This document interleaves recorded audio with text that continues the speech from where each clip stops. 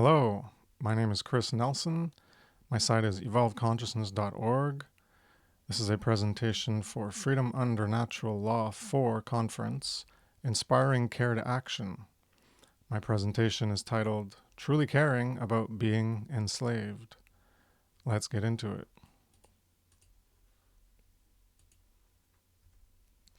Inspire.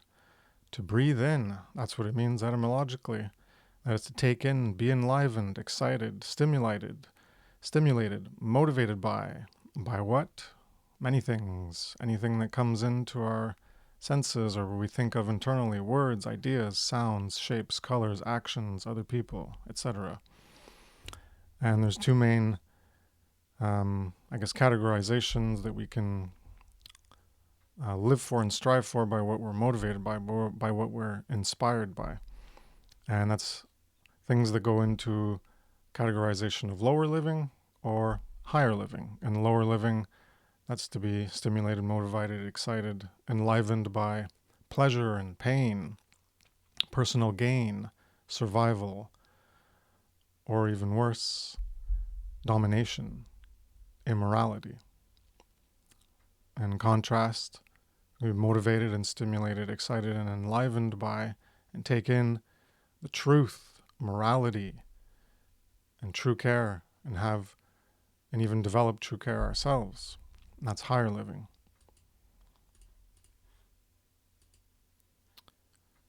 Inspire to aspire. To breathe in. To breathe to or on. Inspire was to breathe in. Aspire is to breathe to or on. One's in, one's out. So aspire has the understanding of to desire strongly, to strive towards. Whereas inspires, you take in and you get enlivened, you get excited, stimulated, and motivated by it. Aspires outward, you desire strongly and you strive towards it. So the root of both of them, one of the roots is spire. And spire is translated into spirit or breath, and that's associated with life, truth, good, right, morality, higher, truer potential or will. But spirit can also, and the breath, what we take in and what we aspire towards, what we desire and strive towards, can also be the opposite, the dark opposite, the spirit in which we do things. So be inspired by something and care enough to aspire towards actualizing what you took in. Ideally, greater potentials of aligning with truth, morality, good, right, that would be to live for something higher, at higher potential, and not the opposite or absence of, which would be the lower, to live for something lower, those lower things we take in and aspire towards. Inspiration and aspiration emphasize change, internal to external. Strive for the higher potential, morality, not the lower potential, like materialism, egotism, immorality. This is not going to go into it. This is just to put in related to like the color coding of all the colors you'll see in this slide. It's very colorful. And this is a presentation. You can look it up on my site, Spectrum of Living. And I go into this, all the aspects of the color coding that I use and the symbolism behind it as I relate it to colors. So you can check that out. Being a change agent through magic or sorcery. A magician in higher will or living, or sorcerer in lower will or living, can influence others in a particular way who breathe in the influence or way and potentially are inspired by it and aspire to it. One can care to change, become higher or lower, and care to carry forward that breath, that way, as part of their way of being and living. So when you use magic, you're a magician or sorcerer. You're a magician or a wizard. When you use sorcery, you're a sorcerer. The positive and negative connotations of aspiring towards that higher or lower potential. And the highest would be towards morality, and the lowest would be towards immorality. Care. Care is the generative principle or creative force. Care is the fire within that powers how we create our individual and shared experience. Care is at the core of how the human world is created. What we care enough about is what we end up doing. We can care about right or wrong to do either, or care about neither and ignorantly do wrong. We can create a heaven or hell. People don't care enough about the evil in the world and ignore it, so it continues. Care is the generator of the quality of the world we create. This is another previous presentation I did. It's called Being and Becoming. You can look it up on my site. And this was just to put in how we can become the potentials of, on the left side, evil, falsity, immoral, harm, or on the right side, good, true, moral. So you can check into that and learn more about my presentation on being and becoming. Care to change what? Change is a difference between one state or condition to another. Caring enough is required to act to change a condition. Do you know what the current condition is? Slavery. You are enslaved. You need to care that you and others are enslaved. Then care to take on the responsibility to change that condition of slavery, or do nothing about your enslavement, let it continue, and remain in self-loathing. You need to become inspired by awakening the sacred feminine dynamic of true care or agape, to get involved. Aspire to end slavery, not to do nothing about it. Your enslavement. Is it not slavery for me to take 100% of the fruits of your labor under threat of greater violence if you don't allow it? Is taking 99%, 98%, or 1% not slavery? Is it not slavery to deny you the right to perform rightful actions under threat of greater violence if you don't obey? Taxation, licensure, and prohibition are making claims of ownership upon you. They demonstrate the condition of enslavement where we are living. They demonstrate the condition of enslavement we are living in from our deluded collective acceptance and support of the legitimacy of authority to control and be rulers of others. So you can look more into understanding this in my presentation, Natural Law, the Science of Morality, Part 2, Slavery.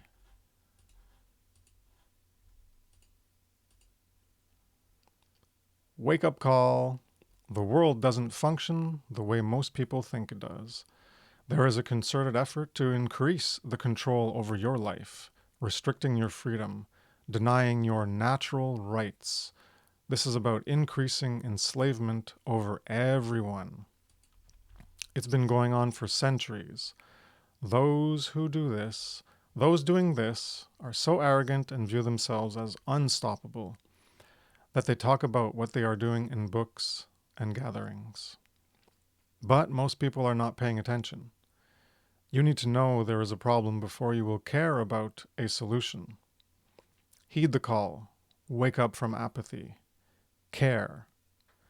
And start your journey to learn about and end slavery.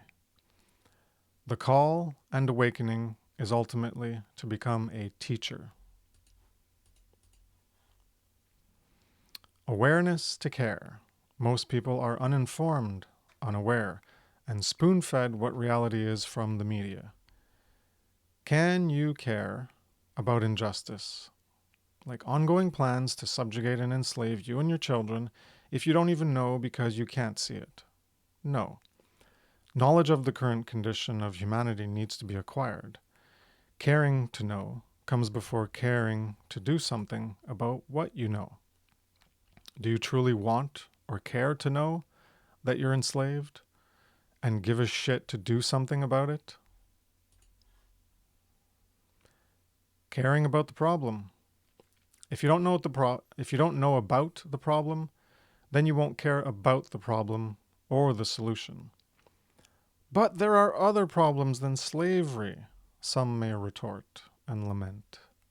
Yes, but the most important are the result of immoral behavior. So the problems, the big problems, the major problems are slavery or control. Well, that's a harm. Government, well, that's the control, that's the slavery, that's the harm. Think tanks, they're all about control. Social engineering, they're about control. Pollution and toxins, there's more harm. And on and on and on, we can talk about all the different harms. And the solution is the punchline. Learn about objective morality. Do alchemical shadow work to align with objective morality. Teach objective morality, otherwise known as natural law. And this quote from Dr. Seuss, unless someone like you cares a whole awful lot, nothing is going to get better. It's not. Time and attention. What are you trying to create?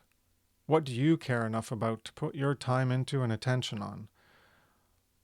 What you spend time on and pay attention to influences how you behave, what you are, and what you become. Time and attention are the two metaphysical, spiritual currencies in contrast to the physical currency of digital, paper, plastic, or metal money we use to spend and pay for things. We get a return on our investment based on what we spend and pay with. The law of attraction. We will receive different results in our lives depending on what we spend time and pay attention to. If we pay attention to or spend time doing certain things, then we will get certain results in our lives. The investment of time and attention will influence our behavior. What we put into ourselves leads to what we put out as actions into reality, and what we get from reality. Thus, we attract what we put out. Ignore morality and get more of it. Spend time and attention on trivial things and let the dominators enslave you. And that's what the real law of attraction is about. It's about what you're putting your time and attention on in order to promote that continuing or not. So if you completely ignore the immorality, and that means, well, you're not going to do anything about it. Well, certainly from your contribution to reality, co-creating reality with all the other behaviors of everyone else on the planet, you're not going to be doing anything about the immorality, and those doing the immorality are going to continue doing it. And that's being enslaved by the dominators. Light care or true care, agape, is represented by the dove. This is the sacred feminine, the goddess, positive care, the compassion of our emotional moral compass for other sentient beings suffering, not initiating harm, birthing true conscience. Higher moral living, care to seek, accept, use, and teach truth for good. And agape, light, true care, the sacred feminine, the goddess, positive care, gives birth to the sacred masculine child of right action. And that's what wisdom is. Caring for moral truth, to climb off the checkerboard floor, that's the initiation that we're in. To climb off the checkerboard floor of walking in the path of good and evil ignorant. That's what caring for truth leads you to, is to get off, to become initiated and get off that floor. Facing the shadow, to slay the dragons or demons within, for a true conscience to be born. And true conscience is the knowledge of objective morality, the definitive knowledge of what is right and wrong objectively. You can check out my presentations on natural law, the science of morality, especially part 4, morality specifically, to learn more about that. Dark and false care. This is symbolized by the owl because it's a predator and it goes out at night. I contrast with the dove and the light. Well, the owl is darkness and predation. So the owl is the symbolism for the unholy feminine, the dark goddess. Negative care instead of positive care. Instead of embodying true care, this is to burn away and kill true care of our emotional, moral compass for other sentient beings' suffering. Ultimately, it leads to fostering and doing harm. This is lower immoral living. To care to seek, use, and invert truth rather than using truth for good. It's inverting the truth to manipulate. It gives birth to the predator of immoral actions. It doesn't give birth to the sacred masculine child of right action. It gives birth to wrong action, the predator, the dominator.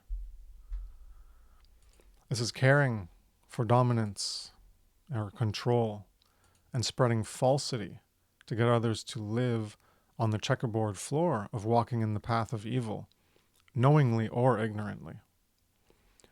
Hiding in the shadows to birth the demons within. That's giving birth to the demons within rather than facing them, going through that hero's journey internally and facing all the... You got to face within you the truth and the falsity, the good and the evil, the beauty and the horror, the light and the dark. And you got to face that shadow, that demon, that darkness, that negative, that evil within you. You got to confront it and subdue it. That's what all the symbolism of slaying the dragon and standing on the dragon or the serpent. But when you have dark false care, well, that's not what you're doing. Is you're letting those demons in. You're becoming one with them. That's what you're birthing, that predator, that demon, those monsters within. And you're promoting, instead of trying to get off the checkerboard floor and getting people to not walk on the checkerboard floor, you're also doing that, and you're choosing the dark path. You're choosing the dark square. And you're getting others, you're spreading falsity and you're manipulating. You're trying to control people's perception so that they walk in the path of evil because they don't even know that they're doing evil.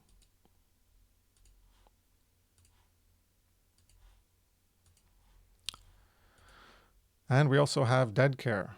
So on the positive right side, you have light care, true care.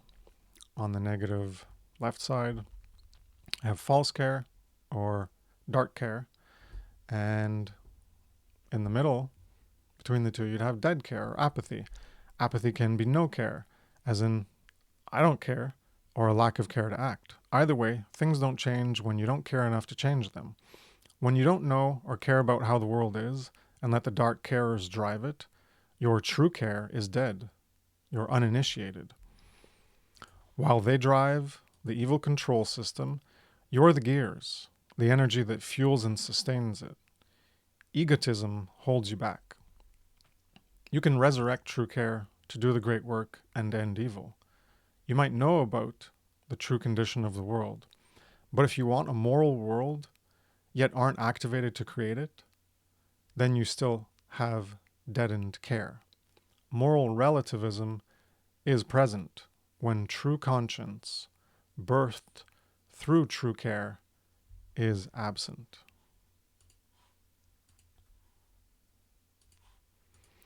The dead. Apathy for truth is symbolic of being dead, asleep, or unawakened, which is being unconscious and inactive in life. One is dead in the coffin, grave, or tomb, unconscious to moral truth and its importance in life.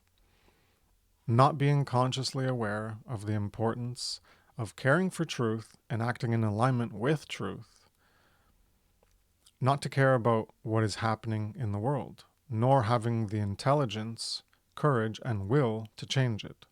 And that can be for positive or evil, positive or negative, good or evil. To have the care, intelligence, courage, and will.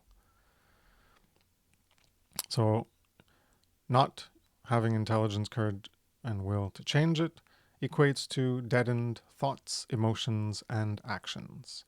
Apathy for truth creates ignorance, cowardice, and laziness.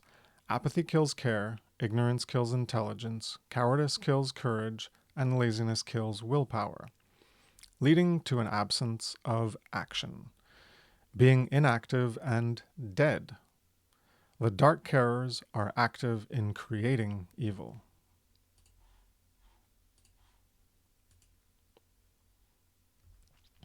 Resurrect true care. The dead symbolism is used to express the unrealized and unactualized potential to care for, seek, embrace, embody, and live aligned to moral truth. This is the way or the path, as a truer, realer, and higher version of ourselves. We become initiated, awake, aware, and begin to do the work of trying to end evil. We are resurrected, risen, rebirthed, reborn, and raised from a deadened lower state of consciousness.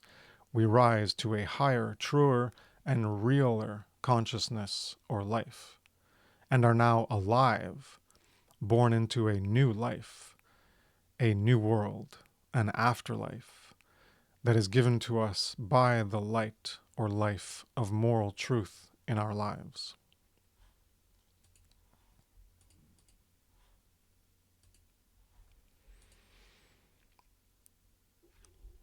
So as I mentioned, light or true care on top in one polarity, and the opposite is dark false care on the bottom, and in the middle you have apathy, where you're in the coffin, unbegun, dead, uninitiated. Because the dark and false carers,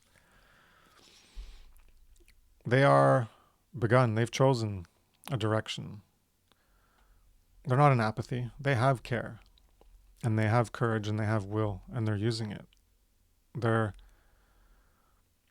using their capacities of consciousness to try to change the world and make it the way they want. And the light true carers are doing the same in the positive way.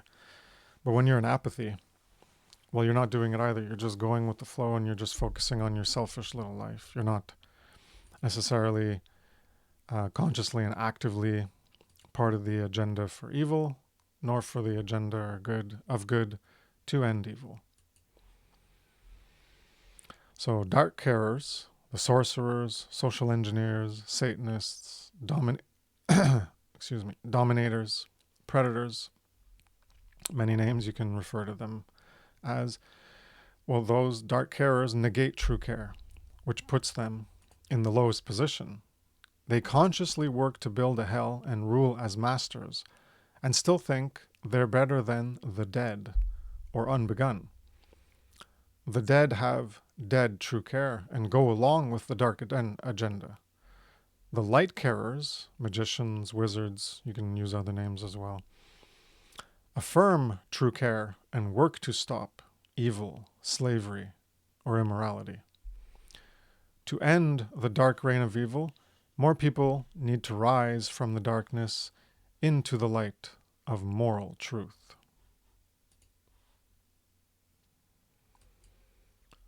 Levels of Satanism. And Satanism is the old religion. Say maybe before there were organized religions, there were always those who were on the dark path towards creating evil. And that was the false mindset, and that's what a religion is. Things that hold you back from your truer potential, from all of our truer potential for creating a heaven instead of a hell. And these are levels. Mark Passio refers to them as tenets. I chose to refer to them as levels because the way I look at it is you can go up in the levels, and when you're at the higher levels, well, those are, you have the lower levels as part of the higher levels. But you can have the lower levels without getting to the higher levels, and it's still a form of Satanism. So it doesn't mean that you have to have all four to have the mindset of Satanism. You can have any of the levels and the subsequent ones before them, which lead to those higher levels. So the first level is egotism or selfishness, service to self as the highest goal. And that's me thinking. How does it relate to you? What can you gain from it? How does it promote your survival? And in the end, you end up having apathy for larger suffering. And larger, I mean things beyond yourself, your family, ones, people close to you, your friends. You'll care for them if they suffer. But beyond that, well, you don't care about larger suffering or on suffering on a larger scale that's happening to more people or larger people, in terms of contrasting to like what's just happening to you that personally affects you because you know them personally in your life. So you don't really care about the suffering in the world, the immorality going on. You're not concerned with it because it doesn't directly affect you. Second level is moral relativism. Right and wrong are what humans decide they are. And it's changing. It's contradictory. So egotism and selfishness will lead to moral relativism. Most people have egotism and selfishness, and they probably also have moral relativism. Most people do, because they think right and wrong is what they decide or what humans overall decide. And that means we don't have rights. Because if you think that right and wrong come from humans, that means rights come from humans, and that means rights can be taken away by humans. Third level is social Darwinism. The most powerful, rich, dominant, etc., the most cruel, should be the rulers and masters of humanity. And because you get to make things up, and you just focus on how it affects you and what you can gain from it, well, then you're going to say, well, because you're in that powerful position, you get to decide what happens to people. And that invariably leads to eugenics, or more accurately called dysgenics as a negative form. Eugenics is trying to promote the good, and dysgenics is promoting bad, evil. So those masters of social Darwinism, well, they decide who lives or who dies. The Satanism of egotism. Most people are their own enemies or opposers, because that's what Satan means. In the Old Testament, the Hebrew word for Satan was shaitan, and that means opposer or adversary. So most people are their own enemies, they're opposers regarding slavery due to the mindset of egotism as Satanism. That would be the first level of Satanism. They only care if something is benefiting or harming them. If they benefit, then they don't really care about the cost to others. That's the game of politics. Vote to get what you want by stealing from others. That's what taxes are. Or foreign resources. Yeah, we want those resources. Or you support what your government does and you vote and they go steal resources and you're totally fine with it. So when you're in this mindset, well, the people, they don't see their own enslavement by their own hands.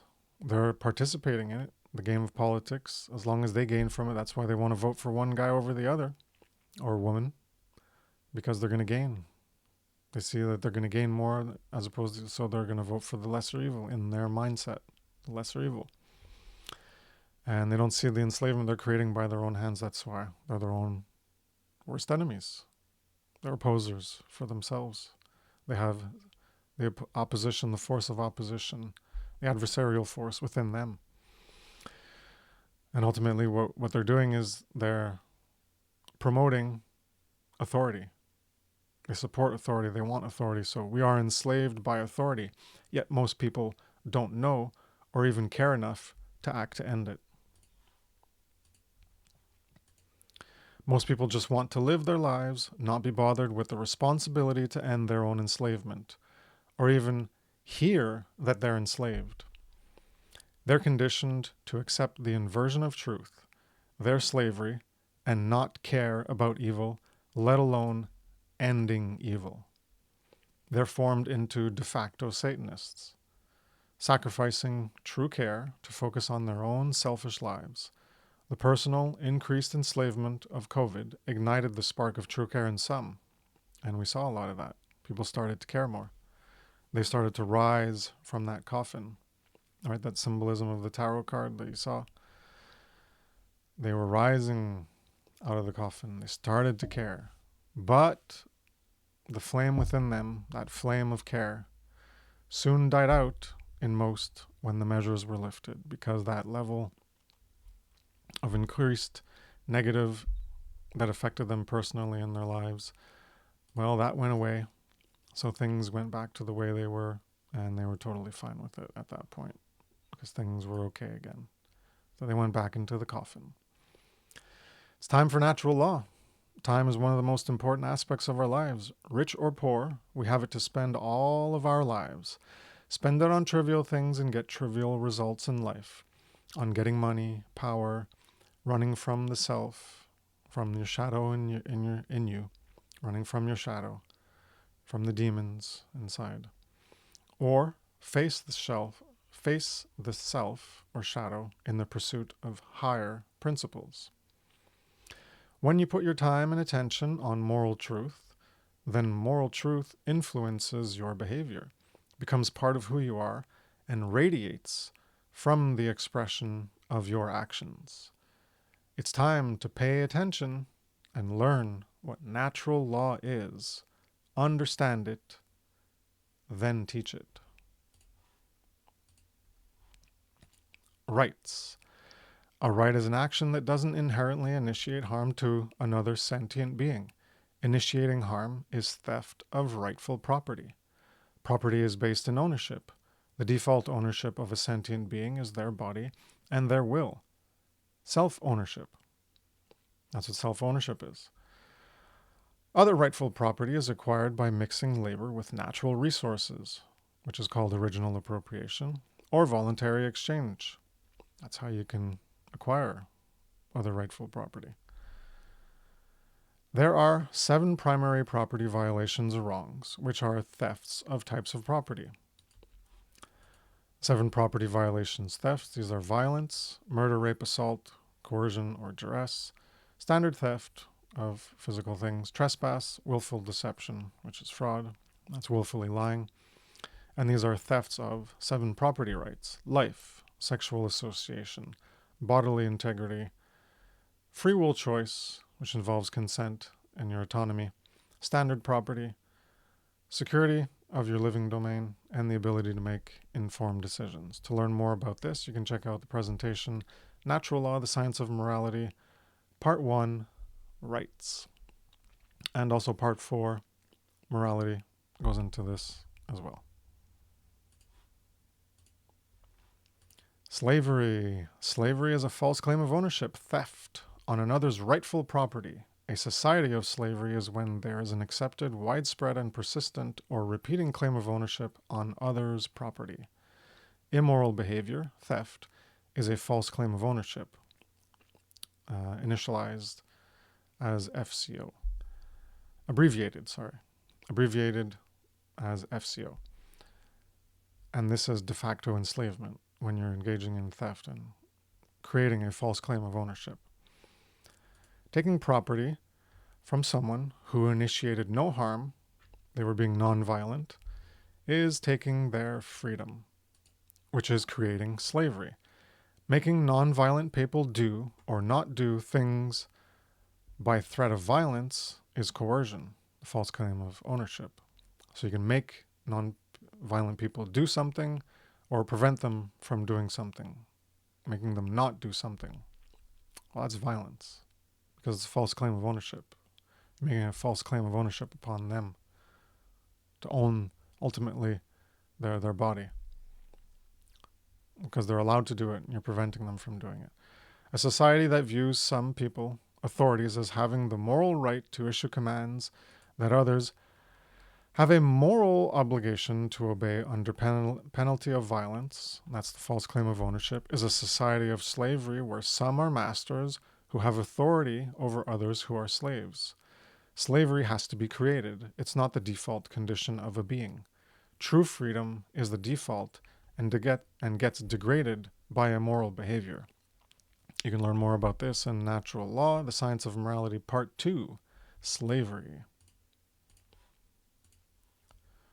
True freedom. True freedom is the absence of persistent or repeating false claims of ownership, which is theft, or slavery in the aggregate, with the respect of everyone's rights and their defense when not respected.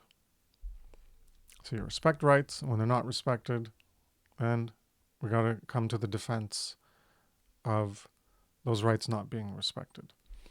Preserving and restoring freedom comes from free will. Free will has consent. Violating someone's consent for what they allow to be done with their rightful property is taking that property and freedom away from them. That's theft. And creating a temporary or persistent condition of the opposite of freedom, slavery. Everyone has the right to unimpeded use of their rightful property and to live by voluntary or consensual interactions with others. Those who initiate harm, theft, abandon their right to consent to harm and can have negative consequences applied to them. Morality. Oh yeah, by the way, the other one, you can find more information on true freedom, Natural Law, The Science of Morality, Part 3, True Freedom. This one's morality. Also, this one is Part 4, Morality. You can find more information on that presentation. Morality consists of objectively defined rules of right and wrong behavior. Basic moral behaviors, M1, are a right because they don't initiate harm, which is theft. You don't have a right to do primary immoral behaviors, I1, because they initiate harm, which is a false claim of ownership, an act of enslavement, creating evil. If you want others to initiate harm, then you're also primarily immoral. If you tolerate the persistent evil, which is persistent enslavement, by doing nothing to try to reverse it, then you're letting evil be, which isn't creating evil, a primary immorality, but is a secondary immorality, I2.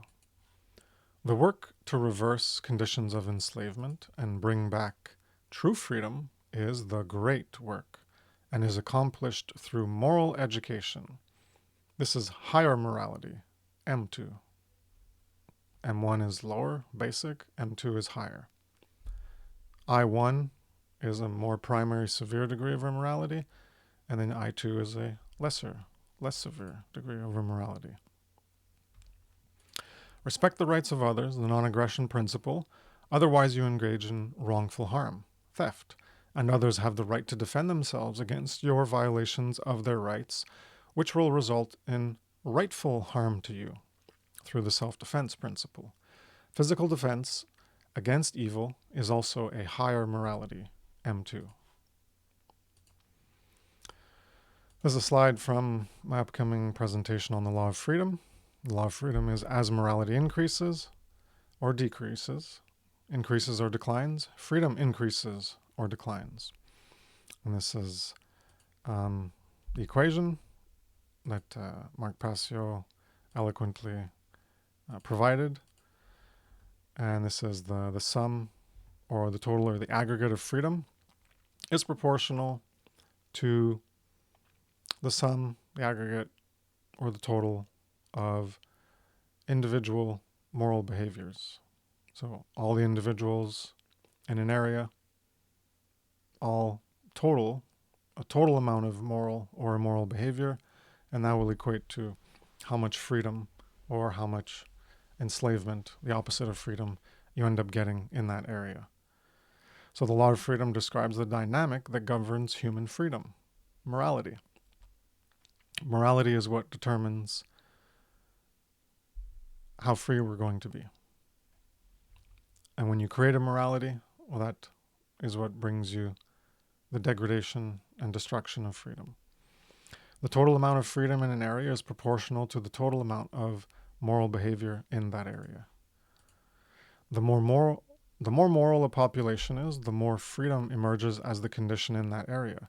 The more immoral a population is, the more slavery emerges as the condition in that area.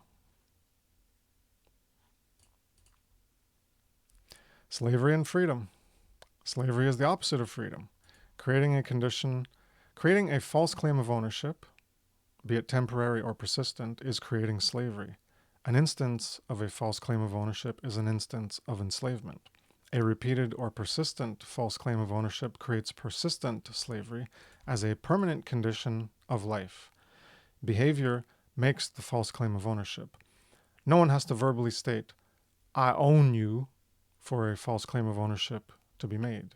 No one has to state, I own you, I own you, I own you, when they're doing any false claim of ownership. That is not required at all.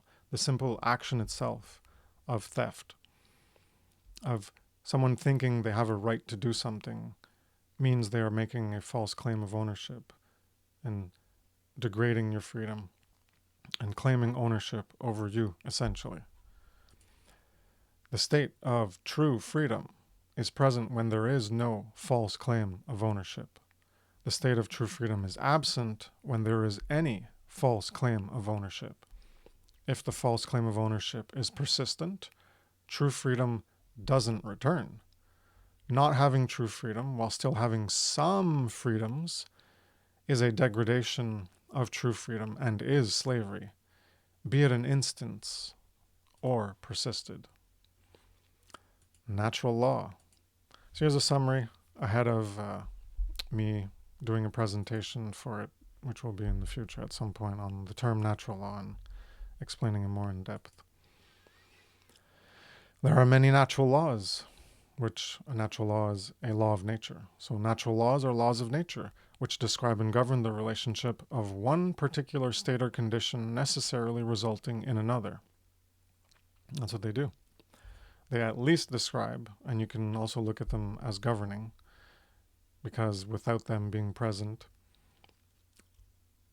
there's something in the background, right, of creation, of existence, of reality, that can be looked at as processing what happens and then allowing a certain result. Like, so this is going to be in my Law of Freedom presentation. I'll explain this more in depth, but I guess I'll just leave that there for now. I could mention like the law of gravity.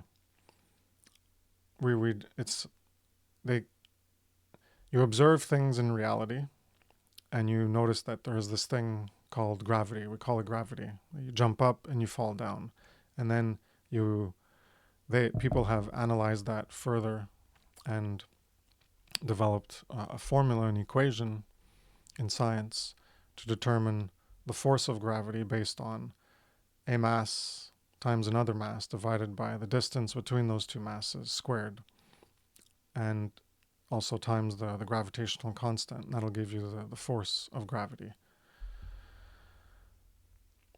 So it's describing something, but it's describing the relationship of things as they interact.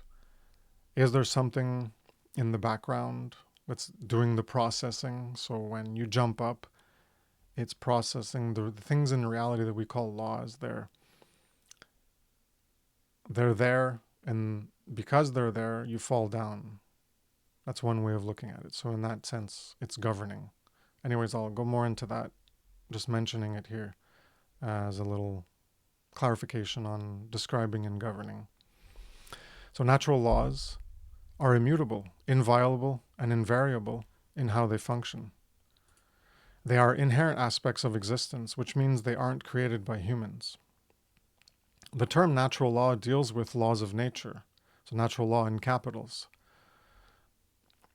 The term natural law in capitals deals with laws of nature regarding human behavior, like the law of freedom. That is a law of nature, and it's part of an overall aspect of natural law in capitals when it's regarding human behavior. This also consists of morality. This natural law in capitals consists of morality or moral law as rules of conduct, as opposed to the legal laws humans create. Moral law is not a law of nature. because it's not immutable, inviolable, and invariable. Well, it's not immutable and inviolable. Because there's a choice. You can choose to violate morality. So it's not invariable because what is morally right is not invariable, but it can be violated and it is immutable. So because it's not inviolable, it's not one of the laws of nature like gravity. You can't violate gravity. You can't violate the other laws of nature. So because it is violable, because you can choose to go against moral law, well, you're still going to be operating within the law of freedom, and you're going to get the results of choosing to go against that component of the law of freedom. So either choice is operating within the law of freedom to produce results in consequence. So it's just a distinction that law of freedom is part of natural law, and within the law of freedom is moral law. But the moral law is not a law of nature because it's not inviolable like all other laws of nature are. But it's still immutable. You can't change moral law. And it's invariable. It doesn't change based on person or location or preferences or whims. Rise, humanity, rise. Good and evil is created in the world. The dark workers are progressively reshaping the world into their image of ruling a hell. Most people have inactive true care and go along with their agenda. They build a world that enslaves them by keeping their near infinite potential to build a heaven locked in a coffin. They must rise out of apathy, out of complacency about the current condition of slavery or evil. Awaken the sleeper within, awaken the sleeper within, the sleeping potential that is there and is waiting to be actualized, and join the forces of light to build a moral world through moral education. Quantum change, changing the overall condition of a group, is like moving a huge object. One person can't do it alone, neither can a few. It takes a large quantity, a majority, to move in a certain direction to move in a certain direction for the way of the group to follow. If the majority moves in the direction of slavery, well, that's what we get.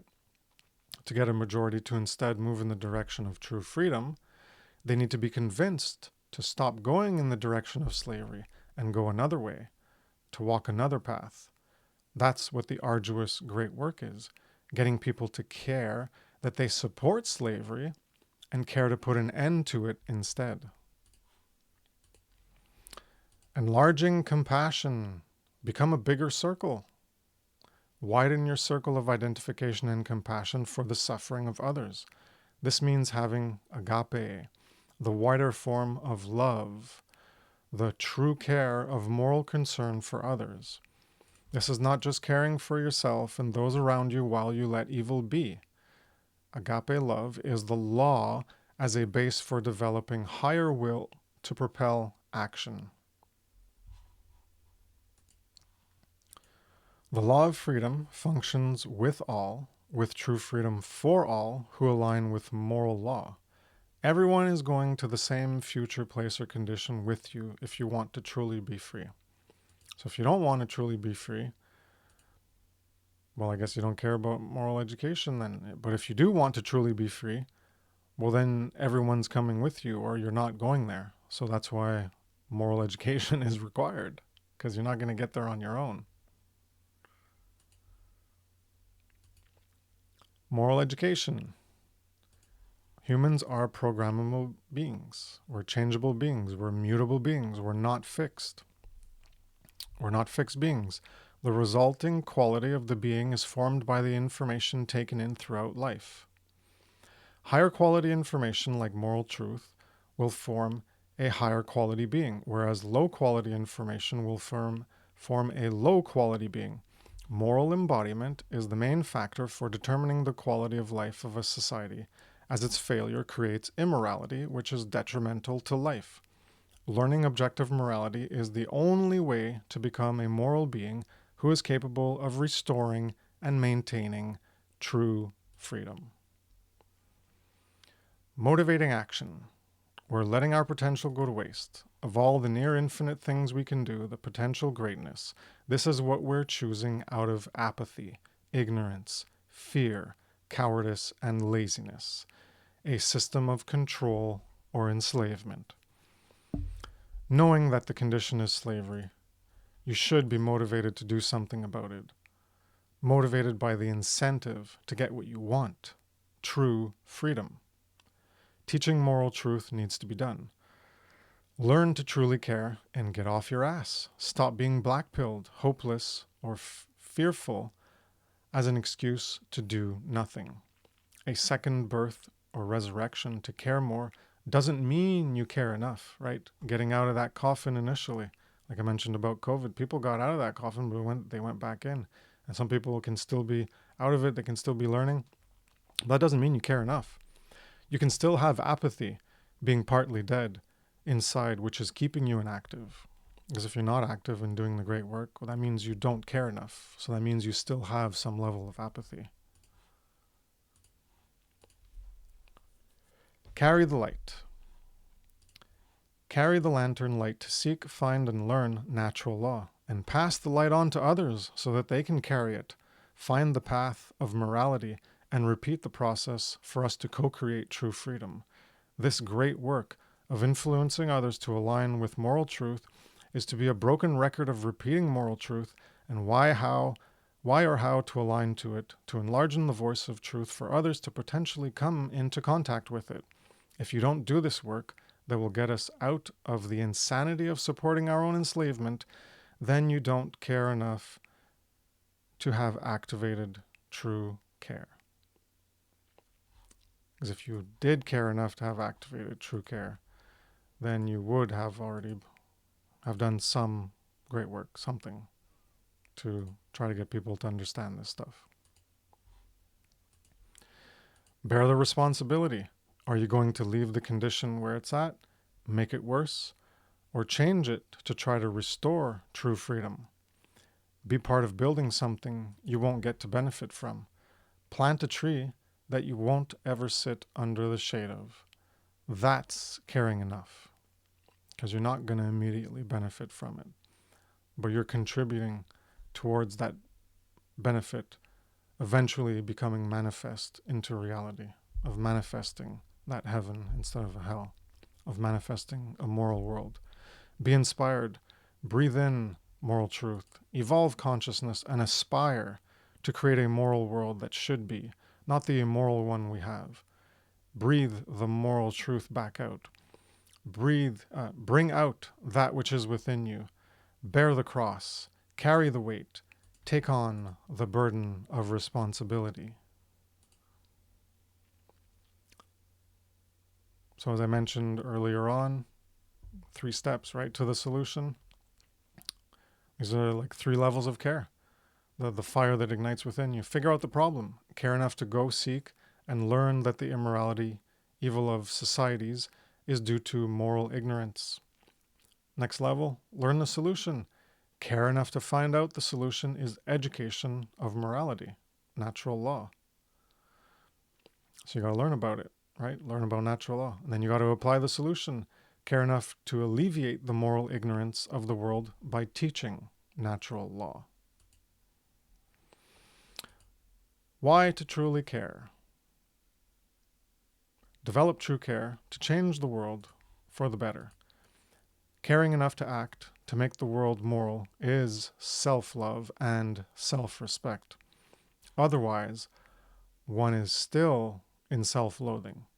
Stop thinking it's not worth it, that you're not worth fighting for your own freedom, or that it's too hard. Abandon self-loathing. Aspire to become better, to move towards being part of the solution. Otherwise, if only few employ that will and effort, nothing will change to that potential of becoming better, that thing we're aspiring to. To just want a better condition or quality of life for yourself while still being enslaved means you don't even love yourself enough to take on the responsibility to create a moral world.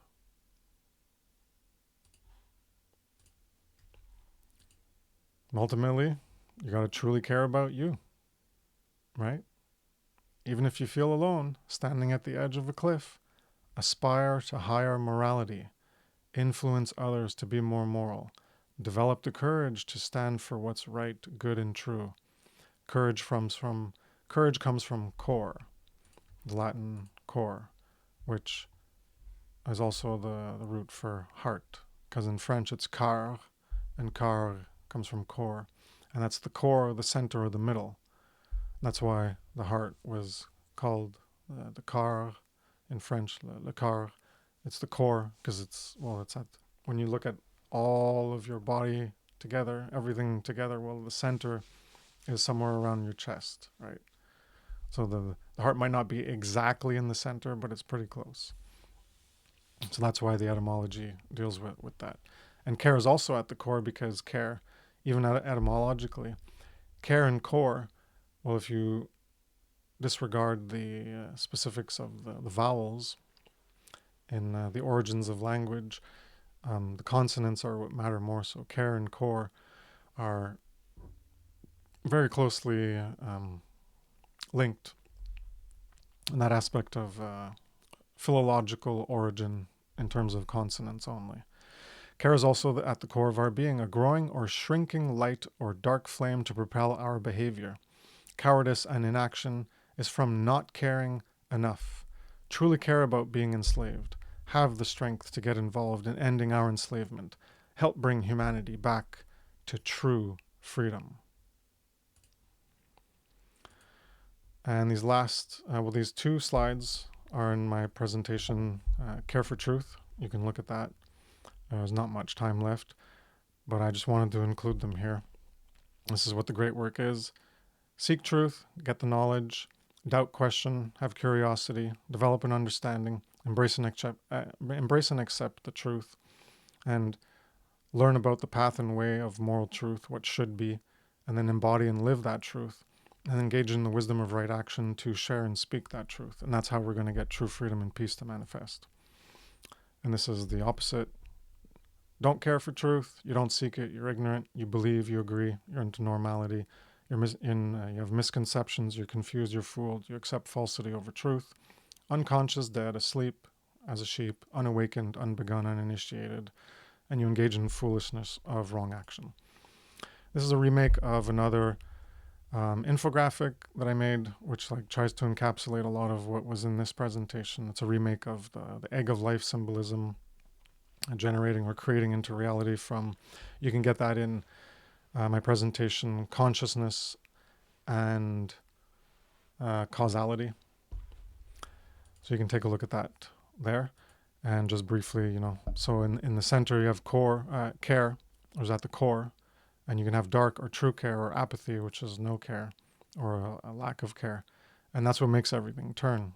And this is also with the trivium. So what comes in goes into our thoughts. We process it. We think about it. We feel it. And that feeds back to create intelligence. And then we can develop the courage and will to output that as wisdom in our actions, or we have ignorance, confusion, and folly as a result. So that's my presentation. Thank you for your time and attention. My name is Kris Nelson.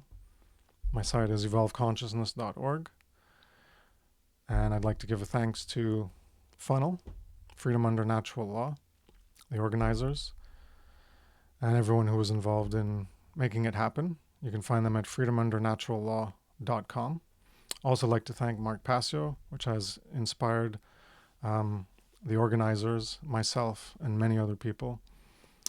You can find him at whatonearthishappening.com, or short, WOEIH.com. And he started up the One Great Work Network to bring people together who have a common core understanding of what's going on and try to teach aspects of what's going on in the world, or solutions on how to end it.